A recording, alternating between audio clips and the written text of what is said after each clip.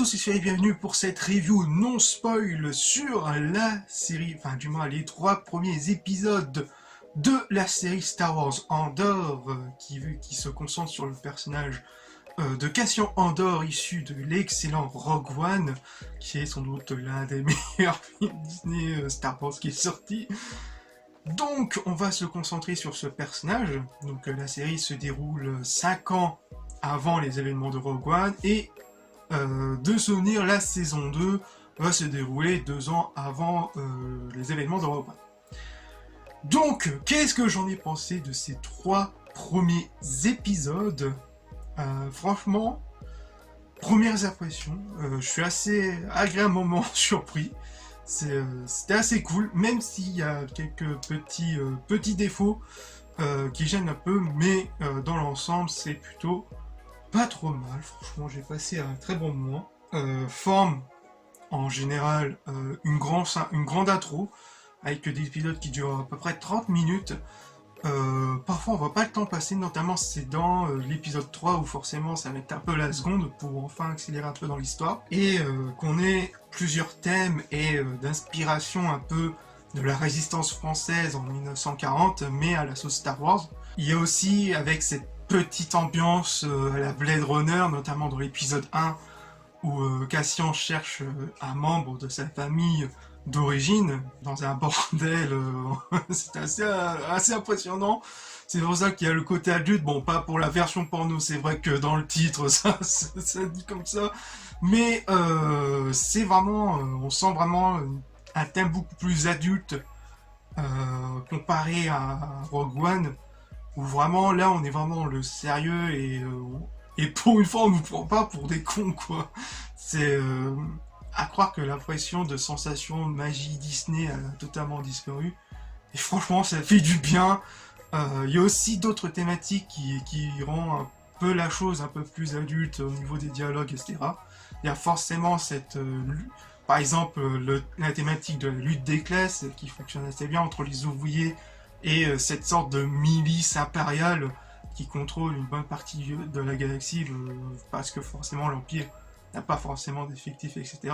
Donc voilà, il y a une petite milice et des tensions qui se créent entre les deux, avec ces inégalités, etc., qui donnent vraiment une petite thématique assez intéressante. Tout comme l'autre thématique un peu écologique, sans trop en faire trop. Notamment avec la jeunesse de Cassian, léger petit Paul, donc Cassian qui vient d'un peuple assez indigène, qui vivait avec sa sœur, etc. Et il y a aussi forcément, je vais revenir sur le côté écologique, où il y a son peuple qui respecte la nature, etc. Et puis d'un côté, il y a la République qui deviendra un empire, et qui dévaste une bonne partie de la nature pour trouver les minéraux, etc. Il y a un peu ce côté-là, c'est assez bien amené sans en faire trop.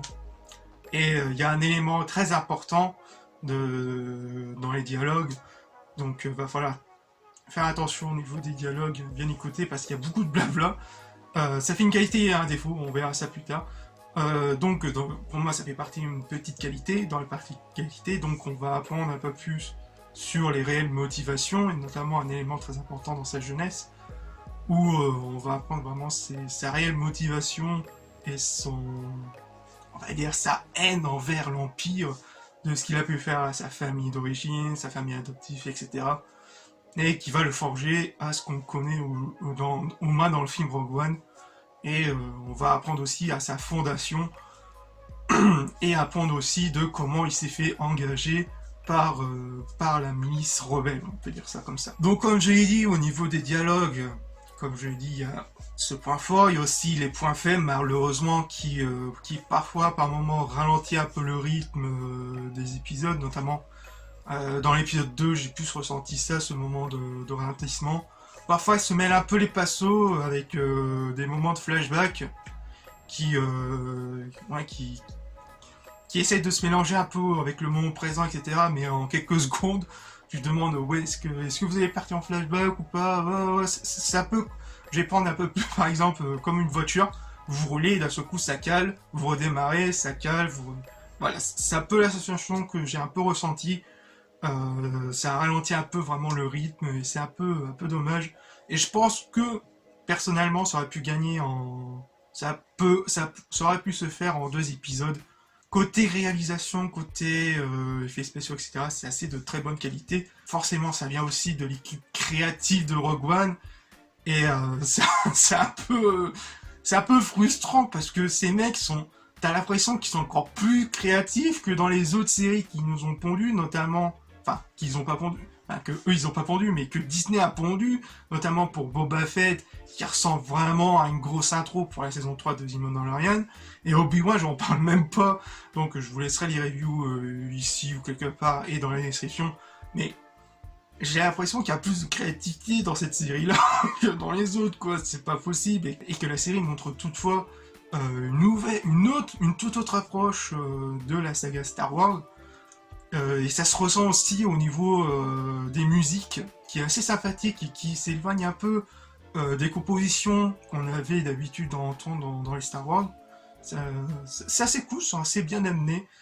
J'ai rien à dire, donc tout comme je vais revenir sur la réal, l'effet spéciaux, etc. Franchement, on a l'impression, même si c'est un peu compressé par moment, même si forcément ça concentre sur l'action, sur un lieu bien précis.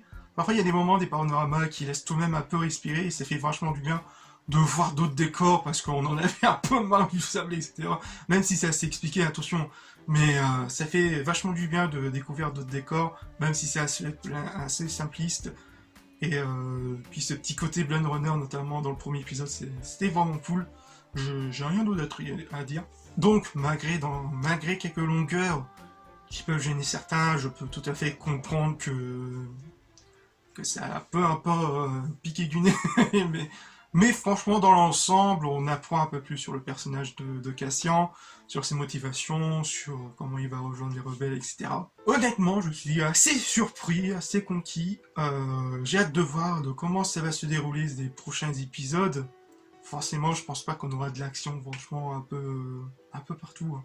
Je pense que ça va un peu se calmer, que je pense qu'ils vont rencontrer d'autres résistants. Je pense qu'on va plus rentrer un petit côté politique, etc.